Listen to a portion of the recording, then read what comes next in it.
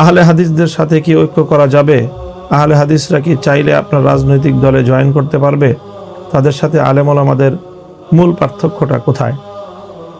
আহলে হাদিসদের সাথে একটি পার্থক্যই মনে করি আমি, আহলে হাদিসরা তারা অনেক ক্ষেত্রে মাযহাবকে তারা গুরুত্বহীন সাব্যস্ত করতে চান।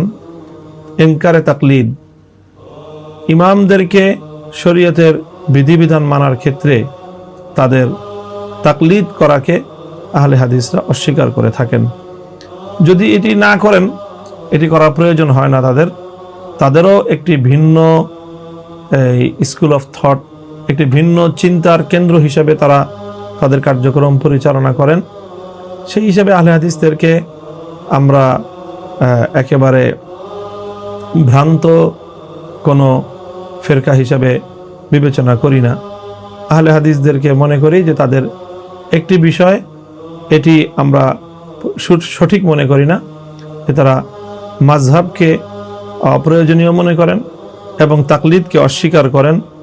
এই বিষয়গুলোর সাথে তাদের সাথে এই বিষয়গুলোতে আমাদের মতপার্থক্য রয়েছে, দ্বিমত রয়েছে।